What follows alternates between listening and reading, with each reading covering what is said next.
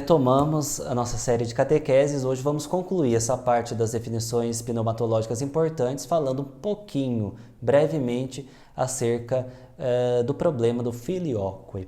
Vocês observaram ontem que quando eu fiz a leitura do terceiro artigo do Credo de Constantinopla, baseado em Niceia, vocês observaram que houve uma pequena diferença com relação ao que nós professamos normalmente em nossas liturgias. A leitura foi a seguinte: creio no Espírito Santo, Senhor e vivificador, o qual procede do Pai, que juntamente com o Pai, o Filho é adorado e glorificado, ele que falou pelos profetas.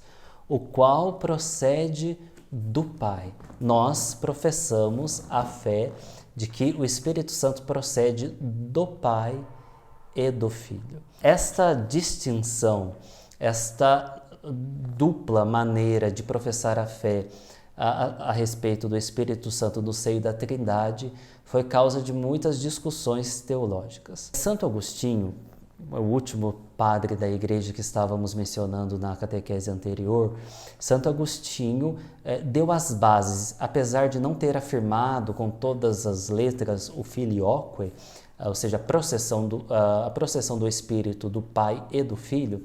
Santo Agostinho deu as bases teológicas para a igreja no Ocidente afirmar este tipo de processão. Santo Agostinho afirmava, dizia, que o Espírito Santo procede do Pai de maneira originária e fundamental, principaliter, e do Filho de maneira conjunta.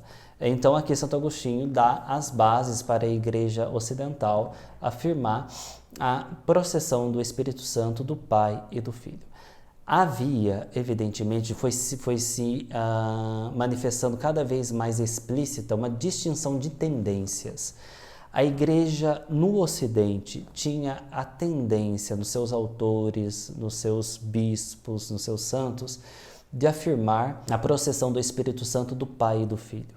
E a Igreja no Oriente tinha a tendência de afirmar a processão do Espírito somente do Pai, alegando que não podia haver uma propriedade comum entre o Pai e o Filho, que o Espírito Santo não participasse.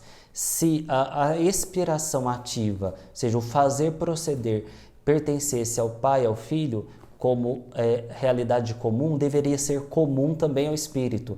Então o Espírito seria também fator ativo de processão, de sua própria processão, o que seria, de certa forma, um nonsense.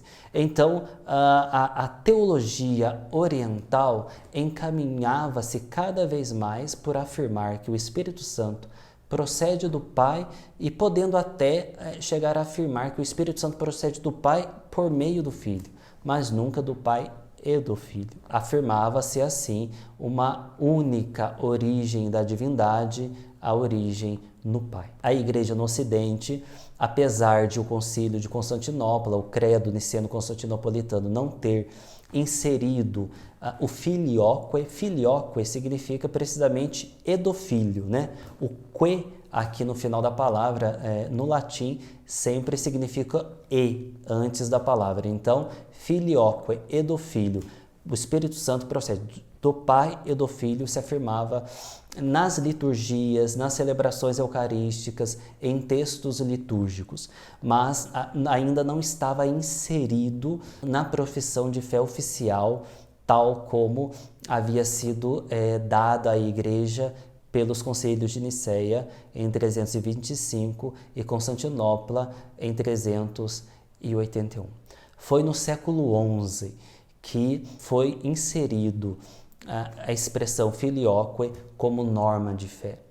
E isto gerou, então, contendas, divergências teológicas bastante abruptas. Nós sabemos que o cisma entre a Igreja do Ocidente e do Oriente em 1054 não se deveu unicamente a esse problema de ordem teológica.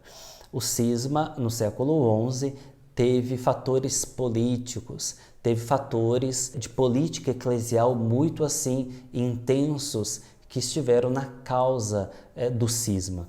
mas comumente na literatura teológica da época e da história da igreja da época, foi se consolidando que o filioque, a questão acerca do que ou de quem o Espírito Santo procede, só do Pai ou do Pai e do Filho, teria sido uma das causas do cisma.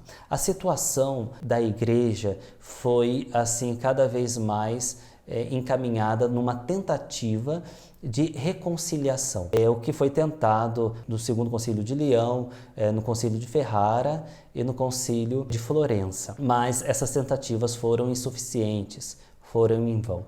Os orientais ainda continuaram afirmando a processão do Espírito Santo unicamente do Pai e não acolhendo o primado de jurisdição do Santo Padre, o Papa. E os cristãos ocidentais, nós, de tradição ocidental, afirmamos ainda no nosso credo, na nossa profissão de fé, que o Espírito Santo procede do Pai e do Filho. Esta profissão de fé, esta inserção foi incluída no século XI, portanto já no segundo milênio da era cristã. Isso é muito importante a gente compreender para saber as diferenças nas tendências, nas culturas teológicas, nas orientações teológicas. Hoje em dia, e nós veremos isso na próxima catequese sobre as tarefas da pneumatologia no nosso tempo, hoje em dia essas distinções são cada vez mais atenuadas a partir de novos modelos. Um dos autores que fornecem um novo modelo para pensarmos as relações das pessoas no seio da Trindade é o Yves Congar, que apresenta-nos uma espécie de relação não mais de modelo piramidal entre as pessoas da Trindade, mas a partir de uma relação circular e ternária, não mais como degraus, mas como comunhão numa espécie de circularidade em que não há precedente, não há posterior, não há antecedente, não há posterior e assim por diante. Então, há tentativas, a partir dos teólogos contemporâneos, de se superar e de se atenuar essa diferença de tendência no modo de se compreender a fé acerca da origem do Espírito Santo, da processão do Espírito Santo, do modo como ele procede no seio da Trindade. O que é importante e o que nós veremos na próxima catequese é que a pneumatologia tem uma tarefa ecumênica muito relevante a executar no nosso mundo hoje, é o que nós tentaremos refletir na próxima catequese.